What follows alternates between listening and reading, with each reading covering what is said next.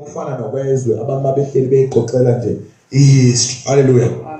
Uzama ukuvala amandla ezwe kaNkulunkulu. Kodwa uma silandelela isambulo sikaNkulunkulu bese simfuna esesiphele isisambulo sesimbonile yena esezambulile kuthina simlandele ngesambulo simbona ukuthi ke angeke sakwazi ukuphila ngaphandle kwakhe futhi siyamdinga empilweni zethu ngenxa yokuba sesimbonile yena sesambuleliwe ngaye sifune futhi ukwambula even more. Yila khona isizofuna ukwenza khona ibond naye.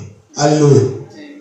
Athi bathi abangani ke emngani wami nje wena awusangifuni. Adona yini? Wayo uthi angisakufuni. Athi nje awusangivakasheli, awusangifoneli yini?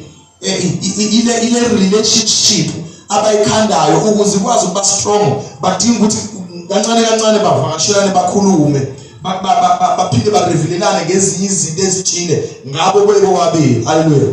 Manje nathi uNkulunkulu simdinga ngaleyo relationship leyo yokuthi ke siyamdinga uNkulunkulu wethu sidinga ukuhlala sisondela kuyena noma sisondela kuyena asisondeleli nje ukuthi ke kube nabantu abasibona sisondelela ukuthi ke kube khona lokho esikhulumayo naye futhi kube khona lokho esikuzuzayo. Hallelujah.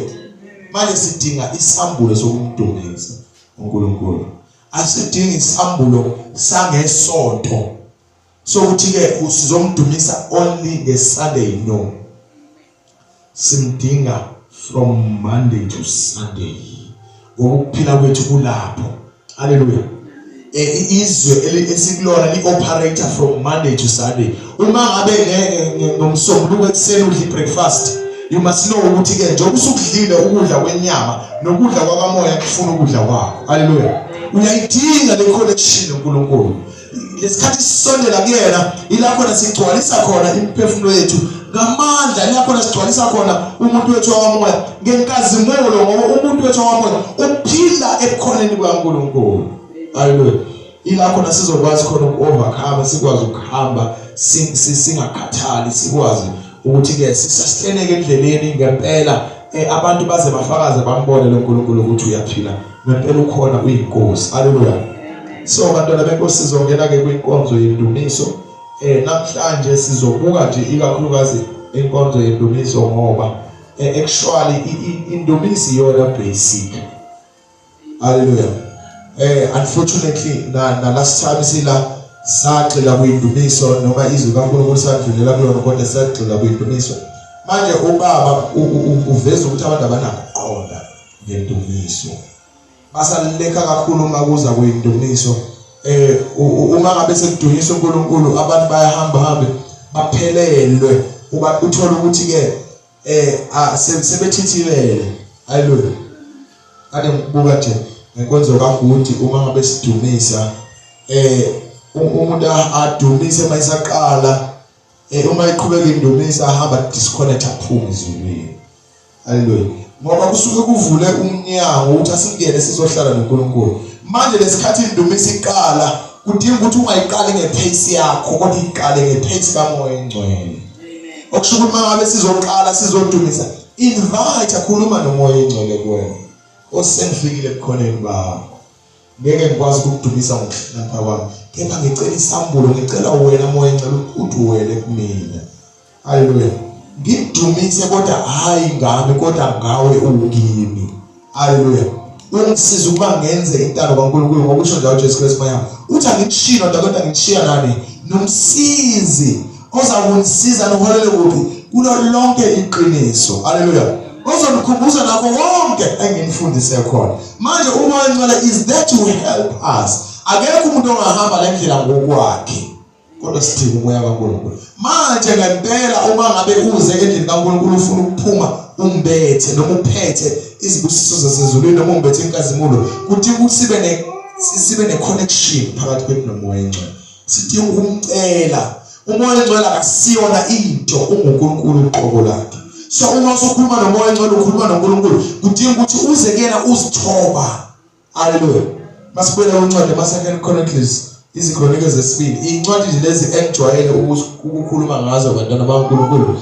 Unfortunately asikhona ukudlula ngokwesambulo sikaNkulunkulu ngenxa yokuthi abantu abahambi nathi basalele emuva. Hallelujah. manje kubiza ukuthi ke kancane ngathi siyahlehla futhi sibuyele emuva engathi sikhuluma ngento eyodwa.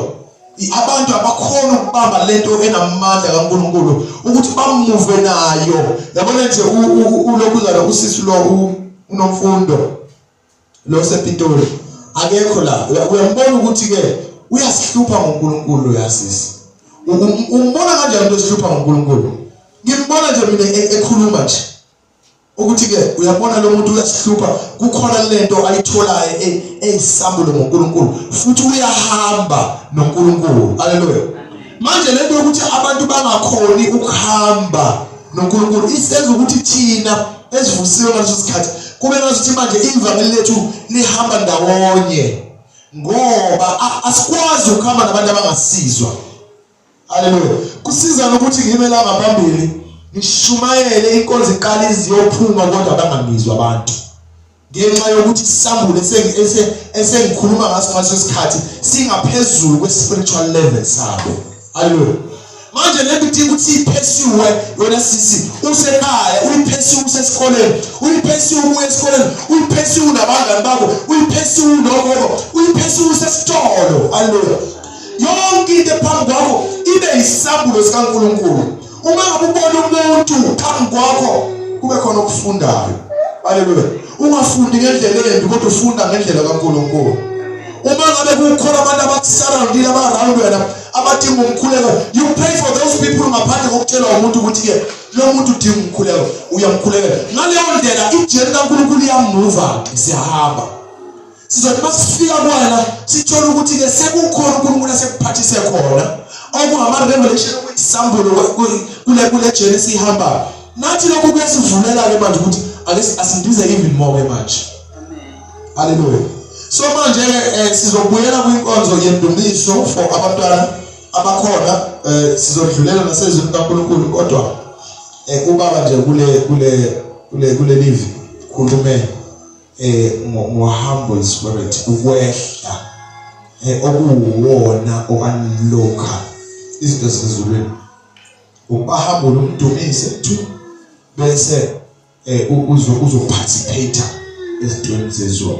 Zonke lezi zinto zila, lezi zinto ziyi-basic foundation ukwehla. Uqala ukwazi ukuthi uNkulunkulu mkhulu. Haleluya. Ukwazi ukuthi uNkulunkulu uyamdinga, ukwazi ukuthi impilo yakhe kuye uyena onesay kuyo yonke into yakho. Uyehle ufune ngaphezulu konke.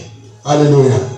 Sho njalo lapha kwizakho ukuthi ke asifune uwisdom ngaphezulu kwe-wealth and honor, ngaphezulu kwesilver negolide. Haleluya. So lesikhathi sithola ukuhlakanipha kwaNkulunkulu uba ukuthi ulokuhlakanipha kwakhe sithola kuphi?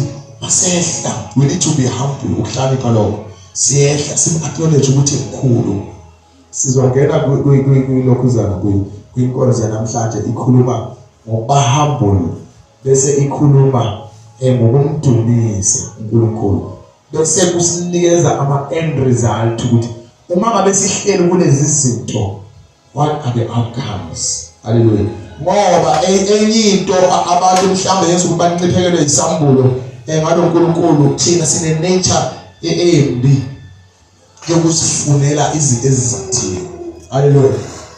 Uma ngabe kuthiwa nje ukhonza uNkulunkulu abantu bazofuna ukwazi ukuthi ke lo mfundisi uyakwazi ukuthangazela ukuthi ke uthola imali. Hayi okusho ukuthi manje sifuna ukumkhonza uNkulunkulu ngama-terms ukuthi thina sitholani. Uyayisipheke asenzele umusa asinikeze ukuthi ke mdumiseni nazi ibusiso zenu. Mhlawumbe lokho kungasiza ukuthi ke uNkulunkulu simkhonze kakhulu sesazi ukuthi we will benefit. Amen. Kodwa nje ngaphezulu kwakho konke uNkulunkulu ufuna simdumise ngaphandle kokumlimita nangaphandle ukuthi wona ubani utheni kuwe ufuna lento iphile ngaphakathi kwakho. Usho njalo lapha kuPetru 1 Petru uthi ke sekuyisikhathi sokuthi ke laba uNkulunkulu njengoba enze ilokhuzana icovenant entsha uthi ke this covenant a new covenant uthi ngizothatha imithetho yami ngiyifake kuphi enhlizweni zabo. Uthi abaseyukubuza kwamanye abantu kodwa bayokwazi ukuthi ikuphi uNkulunkulu akufunayo kubona. Haleluya. So manje akusesizwe isikhathi lesi iNew Testament eyabantu ngempela abamfuna uNkulunkulu hayi abantu abafika. Amen. Uzocela ke singene kwidumiso. Uma sidumisa abantwana benkosi sidumisa by heart. Singena ngenhliziyo. Hallelujah. Ufihlwa yini umntwana? Awukhulekele baqolo.